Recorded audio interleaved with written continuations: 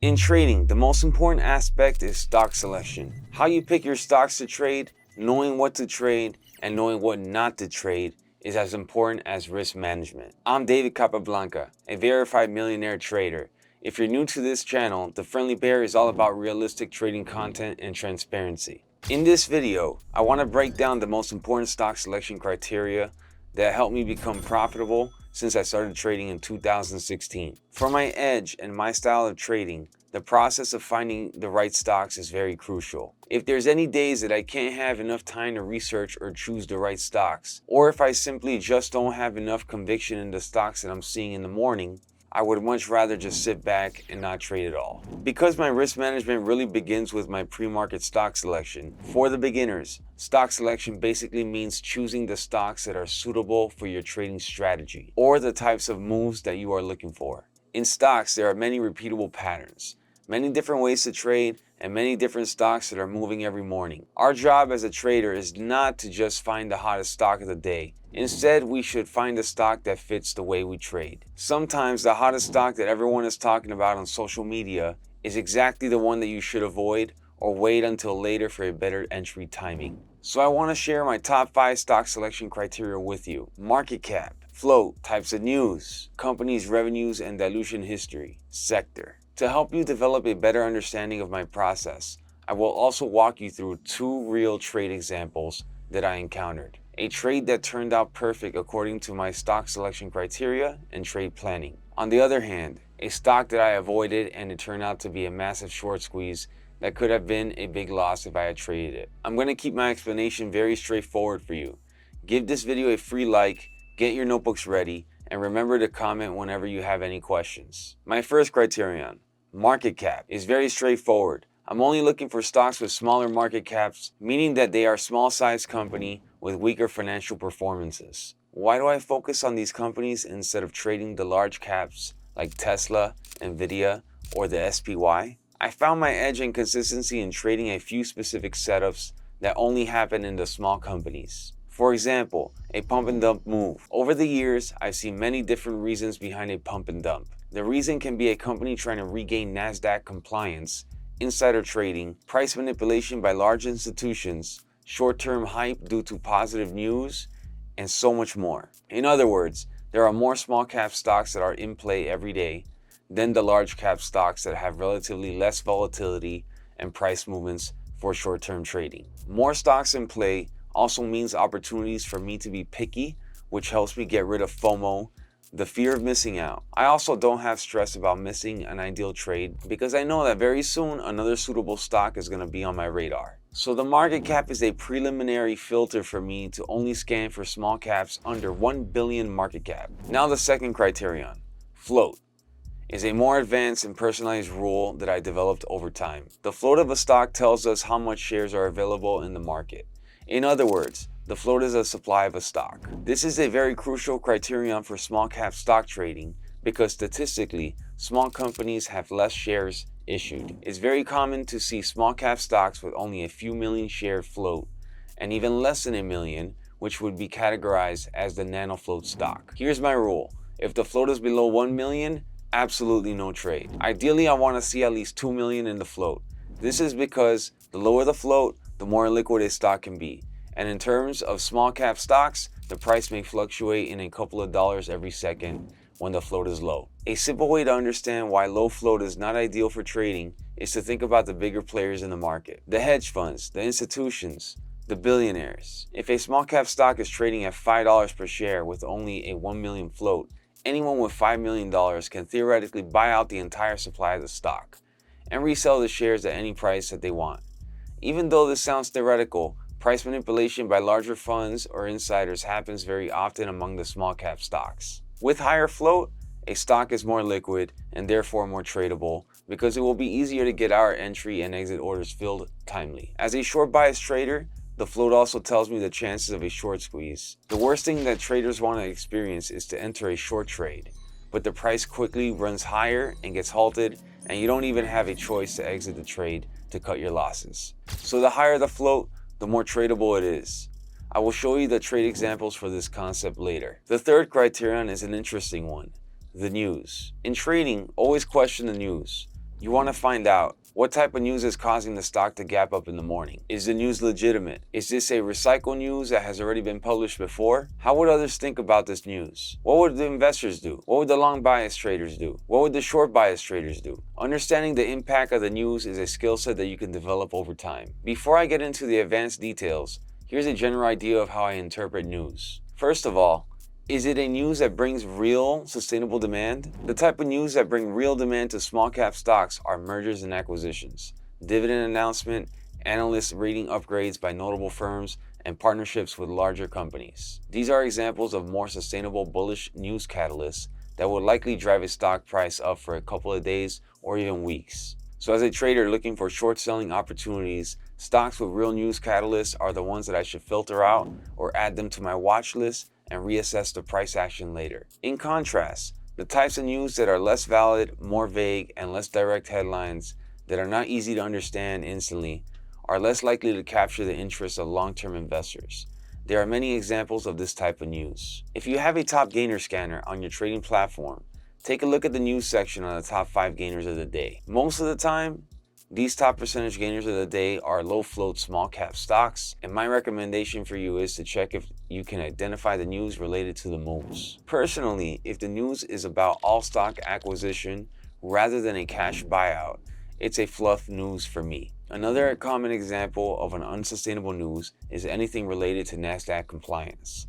NASDAQ requires stocks to trade above a minimum of $1 or they would be delisted. So a lot of these small companies that are struggling to maintain its value have to find ways to pump their stock price. The most common method is to perform a reverse stock split. It means that a company reduces its shares in order to increase its price per share proportionally. For instance, in a 1-for-10 reverse stock split, if you own 1,000 shares that were trading at $5 just before the split, you would then own 100 shares at $50 each after the reverse split. The reason why most reverse stock splits would be unsustainable is that the need to perform a reverse stock split is self-explanatory. A company that struggles to maintain its stock value is fundamentally a weak company that cannot attract investors. Therefore, there's a high probability that the stock price will gradually fall again after the reverse split. However, as short selling is getting more and more common and accessible to retail traders, short squeezes tend to happen during the first few days of a reverse split. Knowing how to be patient and expect potential squeeze to take place first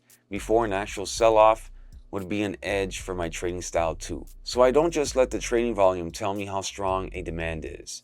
I always look into the reason behind a surge in trading volume that usually comes with a surge in stock price too, and then determine if there is actually a real sustainable demand driven by the fundamental catalyst. Researching and interpreting news can be a very in-depth trading topic. I have a lot more fun and interesting news from my years of trading, and I'd love to share it with you. Let me know in the comments if you want to see a detailed video of how I interpret the news catalyst. Comment the word news, or you can also join my YouTube channel membership where I post daily recaps with in-depth news analysis. The fourth criterion is the company revenues and dilution history. Most trading gurus would only teach you the support and resistance, chart patterns, or technical analysis. There's not many that actually know how to dive deep into the fundamentals of a stock to develop a real edge. Revenues of a company tells us how profitable the company is. It is a simple indicator, but most traders don't bother to check. I like to pair revenues with dilution history. Dilution means that a company issues more shares through offerings in order to raise more cash. The small companies simply need more cash, and that's why they went public. A simple ideology for you to understand is that when a bad company needs cash, they would release a somewhat positive news, for example, announcing an AI initiative, and then they can also get promoters on social media to lure beginners into buying their shares. When your stock price is pumped up, sometimes a couple 100% a day, they exercise offerings such as private placements and secondary offerings. These may sound technical to you, but in simple terms, offering means issuing more shares to external investors, and the investors can sell their shares, therefore causing a selling pressure on the stock. This is called dilution. So when I can confirm a company has bad revenues and a history of diluting its shares, the stock is very bearish to me, and I would then move on to planning the price levels using technical analysis. Let me show you how I research revenues and dilution history using Ask Edgar,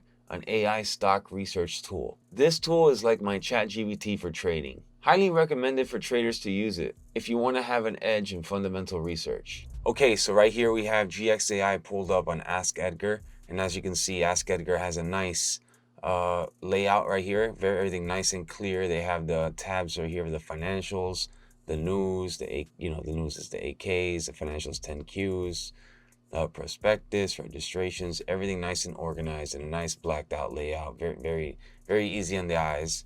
And right here, the really important information. So a super brief summary right there. So you get a glimpse. You can see right here is tied to AI very clearly, and float laid out right in front of you. That's super important right there. And right here, these very important tabs. I like the dilution tab that they implemented, and it says right here it's sourced from AI, so just take that into consideration. And green, I like to see it green. They have these color coded, which is very helpful. These warrants right here, it shows the dilution of the warrants. They're in the money. That's very helpful to have right there. As traders, we want to be able to see things very clearly. The color helps out a lot. Okay, and then we have the ATMs, shelves. So it looks like this stock doesn't have an ATM or shelves or an equity line or convertibles, but usually a lot of stocks, they do have them. So they have the completed offerings here, the pipes, the private placements, and the IPO. So this is way out of the money, so it's red, out of play. And what I like too is the filings. You can see the 10Q. You can summarize it. So as it loads up, you can summarize the filing. You click summarize and it uses AI and you can ask questions as well. And they have a Discord. In the Discord, they have one of the guys from Ask Edgar gives incredible stock analysis every morning on the top gainers and the stocks in play that he's looking at. And it's a lot of the stocks that everybody's looking at. Those stock analysis is one of the top notch. But right here, these little stars are to summarize it using AI. It's really, really nice, really handy. You get a giant 10Q form filing. Just quickly summarize. Now down to the fifth criterion, sector. This is very straightforward. If a small cap stock belongs to the biotech sector, I would be extra cautious, or best to avoid trading it if you're a beginner. This thesis is built on statistics and the experience of all other traders in the realm of small cap. There's a high probability that the biotech stock will randomly surge without any notable reason or noticeable chart pattern. There are more advanced concepts behind this too, but to simplify it for you, here's what you should know. If there's a more random and less predictable things associated with a certain type of assets, in this case, biotech stocks, it means that there's less certainty for us traders. So regardless of how much the stock can run in a day, if it's not predictable, not something that can be calculated, you are better off avoiding it. However, if all the other criteria that I mentioned earlier, such as float, news, and dilution history, are aligning with what I'm looking for, I would have more conviction to weigh in and plan a trade, even if it's a biotech. How comfortable you feel as a trader and how calmly you manage the risk of your trade is the ultimate key to a winning trade. Another idea regarding sector is the Chinese stocks. By no means am I trying to disrespect my Chinese viewers. I'm strictly referring to the companies based in China or Hong Kong and are publicly traded on the US stock exchanges. Based on statistics, Chinese small cap stocks are also very likely involved with insider manipulation. There are many trade examples that I can share with you on how a Chinese ticker was difficult to trade for both long and short traders. Here are some chart examples of massive short squeezes on Chinese stocks. Okay, so for some Chinese short squeeze examples of how there's no edge long or short, we can take a look at a few of them. So this one's HKD. This was 2022. It went from $45 to $2,555 and just straight down. So no edge there, definitely on the short side, no edge. We had TOP, another one, had a monster after hours squeeze and then straight down and then back up in the regular hours and straight down. These are just pure scams. We had HUDI also, another one straight up, straight down. Recently we had BPJHL. This one, absolutely no edge, long or short. And we can see here, so it halted midday and opened up in the after hours as the Chinese manipulators kept the spread wide while it was halted and waiting for the after hours, because after hours there's no halts. And they blew up the shorts and then brought it straight down. So you didn't even have a chance to long it. This is the 1 minute charge. This happened recently. So there's no chance to long it or short it. It's just a 1 minute candle, boom, blows everybody up and then straight down. We had also, what's that one? Hollow. This one like came back a few times for massive squeezes. Here it goes from 50 to 1,000. Oh, but this, I think it had reverse splits. Either way, this is what it does. It's not worth trading. Now that you have learned my top 5 stock selection criteria, let me put them into perspective for you. I recently traded GXAI, a stock that I picked based on my criteria, and it turned out to be a winning trade according to my thesis. Okay, so GXAI I traded for multiple days, and so far it's on a 3-day trend. It's a multi-day runner. They put out some news the first day, and now it's squeezing shorts and going on a ride for multiple days. Now and today it was short prohibited on Cobra, on Wedbush, and Cobra actually, it's good that they prohibit it because it's potential to have this nasty squeeze, and that's Wedbush buying it in. So Cobra doesn't let you short it when Wedbush is buying it in, and that's a good thing. Look at that squeeze. Anyway, so we see, so this is one of my main things with GXAI. It was more of a nano float, so I couldn't really trade it, but now they've diluted, and as you can see, I've been tracking it. So 870K, 970K, they're actively diluting somewhat, and now it's a 2.6 million float, and it's now a run up. And yeah, so it's been squeezing shorts, and I look to trade it on this pockets of extension and pockets of volume, and I'm done with it. I don't give it a chance to fade on the next day or swing short it. So when you see a squeezing like this, it's likely squeezing the shorts that are swinging it. They're so bearish on this stock because the stock is trash. A negative and a negative equals a positive. So many short sellers in it causes a buy-ins, and this is what happens. Multi-day squeeze, but I'm in it pretty nimble. I like to trade. I recycle shares with Cobra, and as I'm recycling shares, I'm using the rebate route, REB25, which gives me a lot of rebates, so I'm able to just be nimble in and out in the pockets of volume, pockets of extension, and I'm done with it. And I trade it each time, and without swinging it, without staying too long, overstaying my welcome. Because as we can see, the stock holds its gains for the day and then squeezes the next day to break to new highs.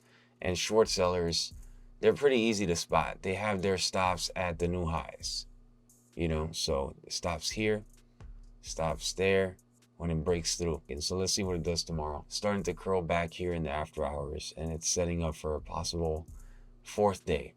And then in this market with a lot of overcrowded with short sellers, we can, it can go.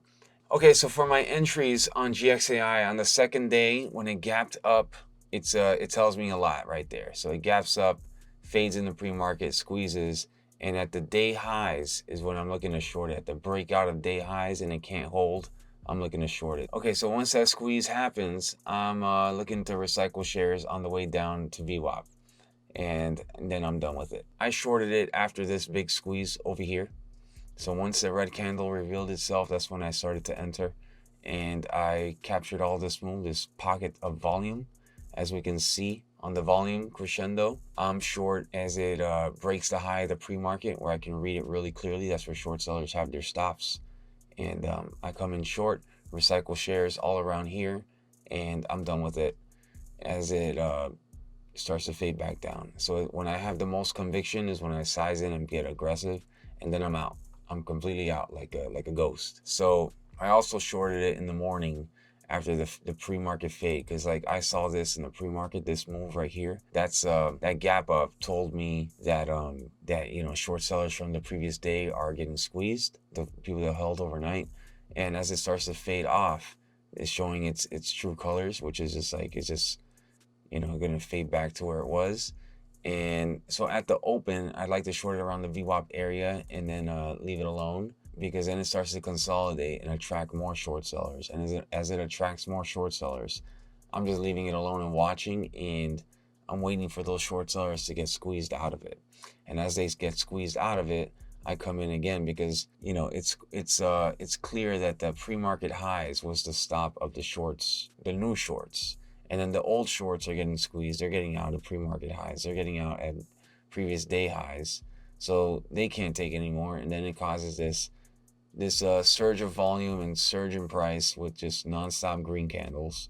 And I come in at the first red candle and start shorting around there and cover close to VWAP, and I'm done with it. So I just go in with size and my recycling shares where I feel most convicted, and then I'm done. Because as you can see, the stock is erratic. It fades back in the after hours and fades again in the pre-market. And look, the next day it went berserk. So that's why I like to be nimble. I keep my trades on a short leash, very short time frames. And I'm just going in with a moment of conviction, and I take advantage of that with the pocket of volume, the pocket of extension, and that's it. I'm in it. I'm just trading that pocket. If you are following my thought process so far, please give this video a like. I like to keep things transparent as possible and provide real educational value through my videos.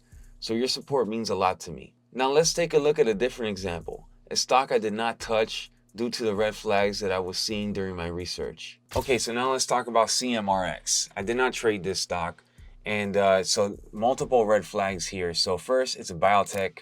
Second, the institutional ownership is 41%. So those two things alone are red flag for me, and I'm not going to trade it. Also, it had news of a brain tumor, and when those kind of news comes out, especially with the institutional ownership, 41%, could be multiple funds. I know the biotech space has a lot of funds in it, and these funds like to buy up a lot of shares, and that causes really strong support. And as you can see here, the stock, it has a lot of strong support. This keeps coming back. It keeps getting saved. Very easy to avoid. So it has, since the institutional ownership is 41%, it likely has some algorithms involved with it. And it has heavy buying involved with it too. So due to my stock selection criteria, I stayed out of this. By staying out of these, by keeping the stock selection very clean and staying out of annoying trades or trades, that are going to give you a headache and you're going to be fighting it and you're going to be taking a loss and just wasting a lot of mental capital on these trades, it's also like opportunity cost. By weeding these stocks out, you can focus on easier setups and make easier money. And just going for the easy criteria, able to, even like, for example, GXAI was went up for multiple days. I was able to read it very clearly because my mental capital is focused. My focus is very clear and precise, and I'm looking for an exact moment in that whole time frame of the whole day, a moment that I can capture and capitalize because I'm focused and things are easy to read. CMRX over here is not easy to read. It's like I'm fighting a lot of the different factors here if I'm going to trade this thing. When I was an inexperienced trader, I suffered a lot of headaches with these stocks. And yes, I would have sometimes small wins or small losses or break even, but I would be fighting the stock and I'll have a headache. A stock that's giving me a headache, there are a couple of easy plays throughout the day that I totally miss. I totally don't see because I'm stuck fighting this stock and trying to do damage control or trying to decide to cut the loss for break even, for small loss, small gain, or whatever it is, instead of focusing on the easy setup. So there you have it. Just keep that criteria strict, don't deviate, and always aim to get the easy plays, not the hard ones. I hope that my sharing has been useful to you. Whether you are a small cap trader like me or trading other assets, developing your own repeatable trading criteria is crucial to your long-term consistency. I use Cobra Trading to day trade small cap stocks. They have the best locate inventory for my short selling needs. I enjoy a lot of commission rebates through their special limit order route, REB25. Not only that, they offer really competitive commissions for high frequency traders. They also have top-notch execution speed that ensures your orders get filled at ideal prices. I integrated my Cobra broker account to DOS Trader Pro, the best execution platform. I also have Cobra Prime, which gives me access to all my other essential trading tools such as Trade Ideas, my scanner, Dilution Tracker, and Ask Edgar, which are my research tools. If you are ready to take your trading to the next level, feel free to check out Cobra Trading in the description in this video. You can get extra discounts and Cobra Prime using my special link. As always, please comment to let me know your thoughts on today's topic, share your feedback with me, and check out my day trading video playlist here.